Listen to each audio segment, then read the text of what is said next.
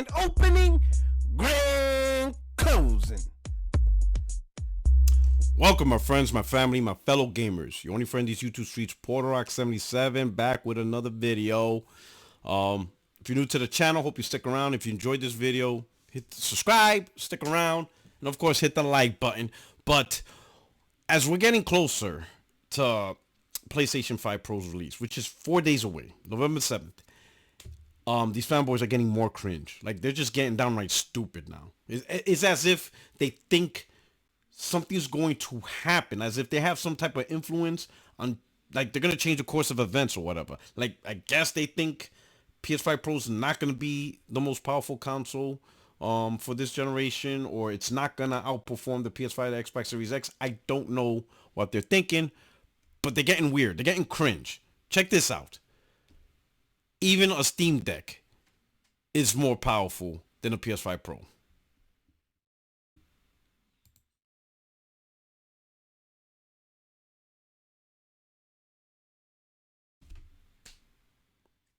That's PC gamers, PC fanboys. You know, bad enough they're trying to sell these Facebook Live bullshit used $700 bills that are just trash. Now apparently, don't get a PS5 Pro, get a Steam Deck because it's more powerful. The Steam Deck. All right. Okay. Cringe. They're losing their minds. Right.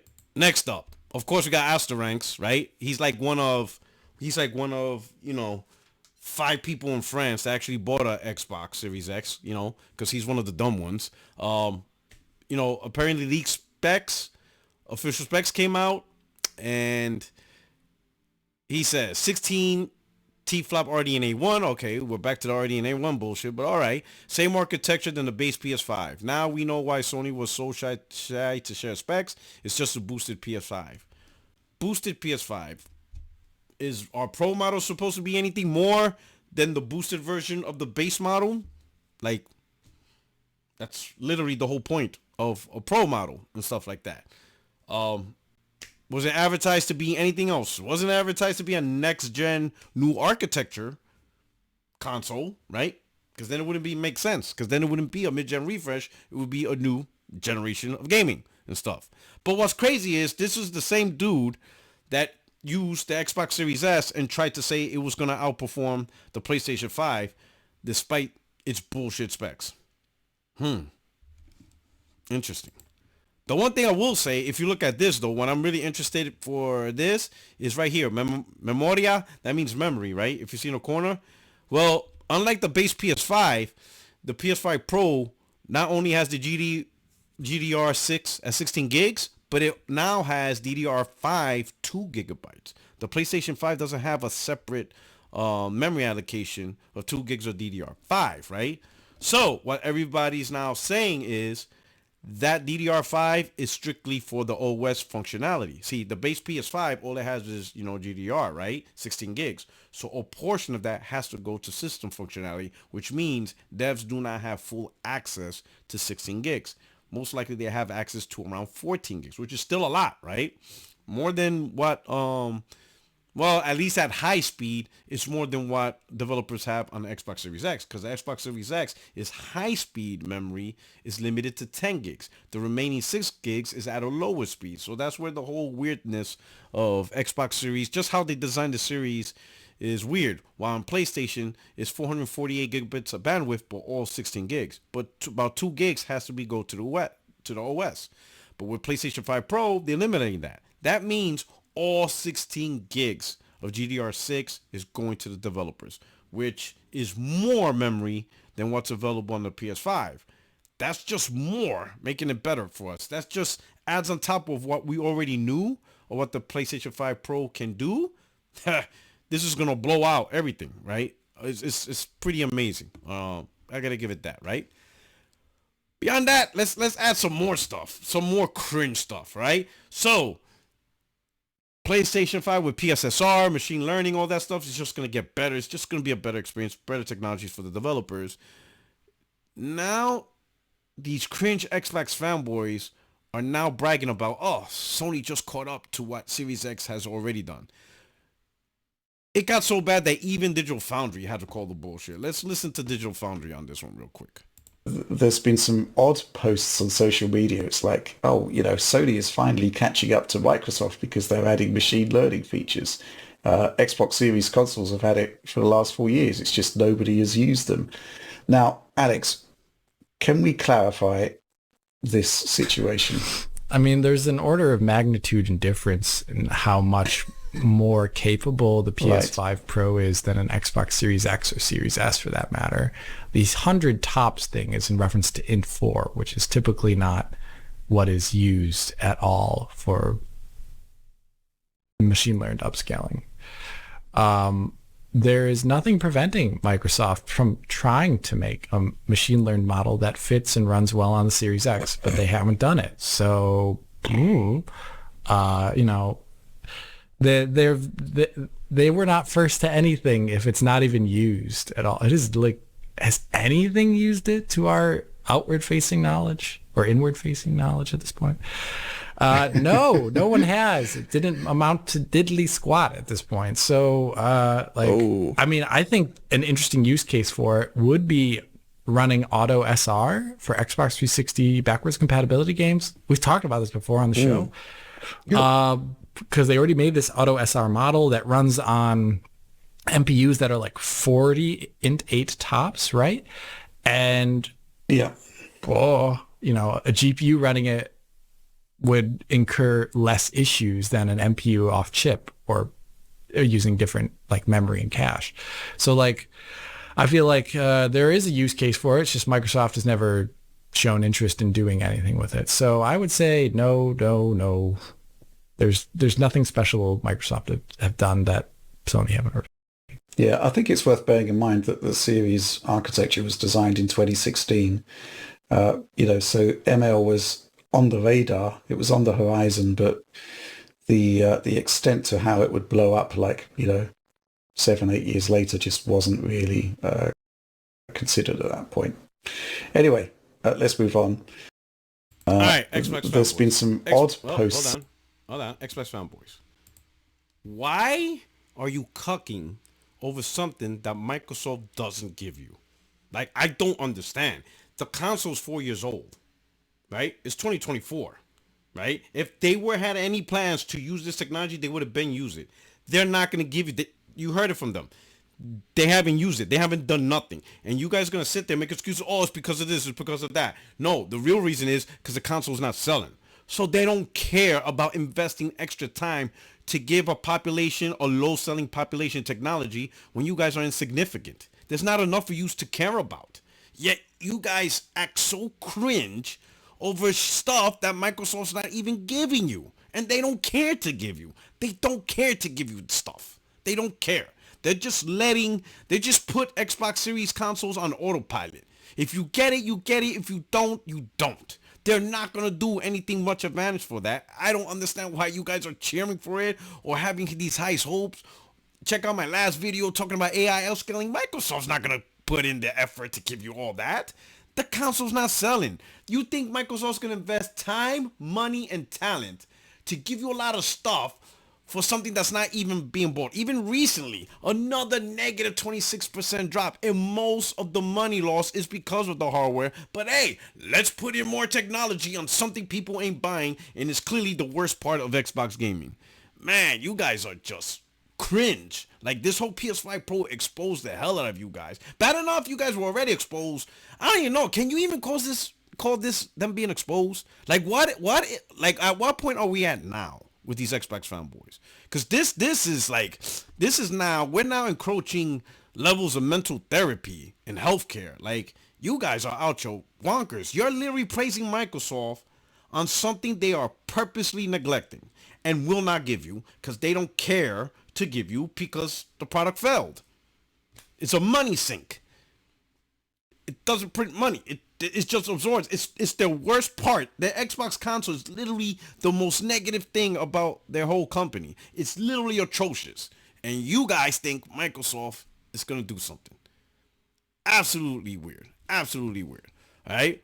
But now, this came out of the blue, right? As if this isn't funny, right? Let's just throw in one last time. Let's brag about Game Pass, because, you know, Game Pass has been out for 7 years, and this is what's funny. He goes, ponies, don't forget, guys, Game Pass is $20 a month. Meanwhile, me. So he's bragging about that he could get Game Pass for a cheaper price at $7. What's funny about this is whenever us PlayStation guys or ponies talk about getting things at a cheaper price, it don't count.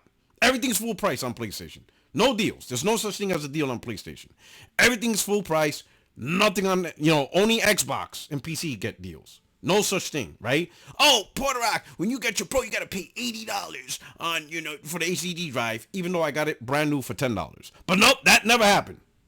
Never happened. That doesn't apply to any of us. It only applies to, Xbox fanboys and PC gamers, right? But what I found funny about this is, if you read this, right, it says right here, non-stackable, right? So what that pretty much means is he can't buy 10 of these or 12 of these right now. At best, he has to wait until it expires, and if the deal is still available, right, to pay for this, he will re-up again. All right. So he is not actually a subscriber to Game Pass in the sense of, hey, I subscribe every single month I pay and I got access to all these games. No, he goes month to month. If he finds a deal, he will buy it for that month. Now, maybe this deal is available every single month. Good on him. If you're able to get this for $7 every single month consistently because the deal is available every month, good on you. But that shit just tells me that you're not really that big into Game Pass. You're only into Game Pass if you can find a good deal. If you can't get a deal, meaning let's say if this code is not available and it's $20 or $15, you're not going to get it. You're just going to wait it out until the next deal. Now listen, I have no issues on that. In fact, I'm the master of that. I'm the master finesser of that. In fact, you're like literally years behind me on this concept.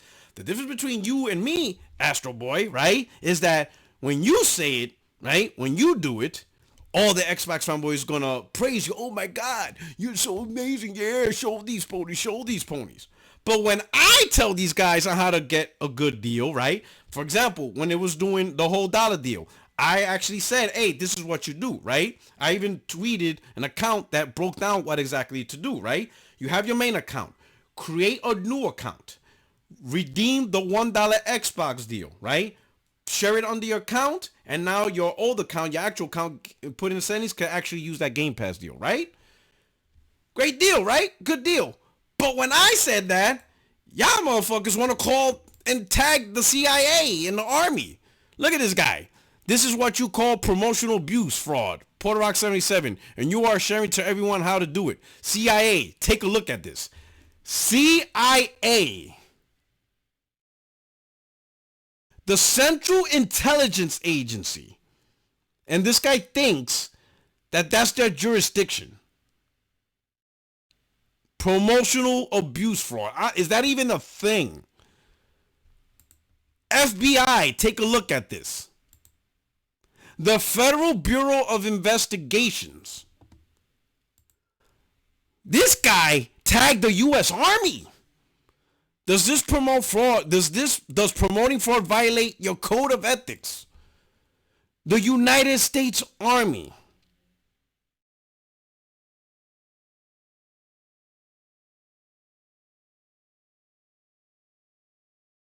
No, I'm telling you, man. I'm telling you. And what's crazy about all this, these guys are doing all this overtime for Xbox, and Xbox literally, not even like fanboy talking, they're treating you console gamers like shit. Let me remind you, and I'm going to remind you because it's enjoyable to remind you, okay? You take the Xbox console, and then you take PC. Sure, Microsoft did day and date. Okay, whatever, day and date. But they didn't just go there. They just didn't stop at day and date. They give PC timed exclusives and actual exclusives on PC. Microsoft put in the effort to get Death Stranding on PC Game Pass. So you need a PC to play Death Stranding. Your console's garbage. Can't play Death Stranding. Microsoft put Aura, and it's exclusive on PC, while your console doesn't get a goddamn thing. Microsoft put Towerborn timed exclusive, early access first on PC, while you Xbox console gamers wait. Even with Microsoft's own first-party EPC, they said F you console gamers, shove the Xbox up your ass. You will sit there and wait. Gears of War Tactics came out first on PC while you guys sat on your controllers while it was vibrating. Maybe that was more enjoyable for you Xbox console gamers, but you stood there and took it. And then the damage control from you stupid Xbox fanboys was, oh, it's the controls, keyboard and mouse. You got to give Microsoft time to convert it to controller support. And yet when it launched day one on PC, it already had controller support. The PC gamers was playing Gears of War Tactics with a controller or a keyboard, whichever one they want. While you Xbox fanboys just stood there, did nothing and watch. Wow. Xbox games was being played on another platform except your platform. I don't know what's wrong with you morons, you know, and then you guys try to throw shade on PlayStation. Oh, you guys on PC too. Listen, this year alone, you know, Sony, you know, through deals or whatever, provided made games. I beat Stellar Blade. When is Stellar Blade even coming out on PC? We know it's coming out on PC, but when, right? Rise of Ronin I already beat. Final Fantasy Rebirth is out, okay? Ghost of Yotai. When is that going to come out on PC? We know it's going to come out apparently 2025. We know what you call it. Wolverine. That's not going to be there in their PC. There's so many games throughout this generation that I beat that came out way later on PC or still hasn't come out at all. Like Demon's Souls Remake. It's still not out on PC. And that game was amazing. That was a launch game for me. And that game was amazing. Absolutely amazing what Bluepoint did with the Demon's Souls remake. And it's still not on PC.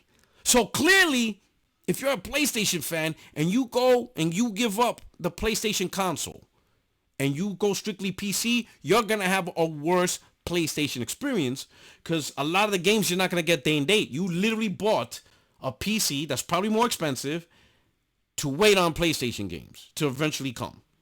If they even come at all, depending on what the game is. You don't know.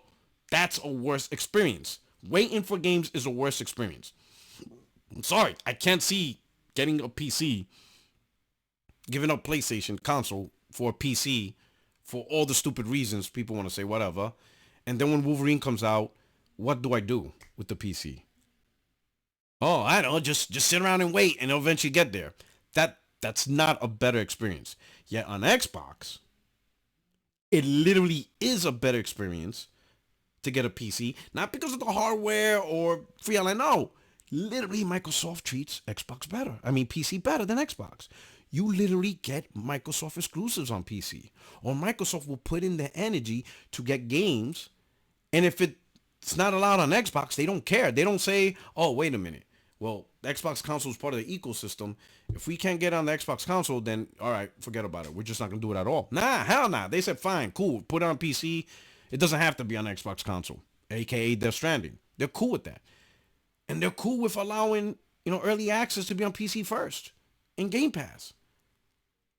You literally get a better Xbox experience because Microsoft is making PC the better Xbox experience. PlayStation's not making PC the better PlayStation experience, at least not at this point in time. You get a PC and you give up your PlayStation and you're cool with it, chances are you really didn't care about the PlayStation experience.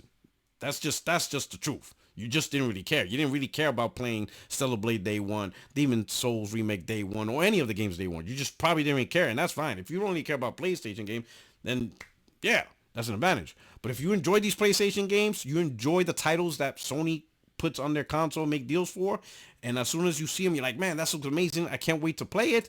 Yeah, PC ain't it, bro, because you're going to be waiting. But anyway, y'all keep acting cringe. PlayStation 5 Pro is coming out this Thursday, November 7th. Completely gonna be an amazing experience for console gamers.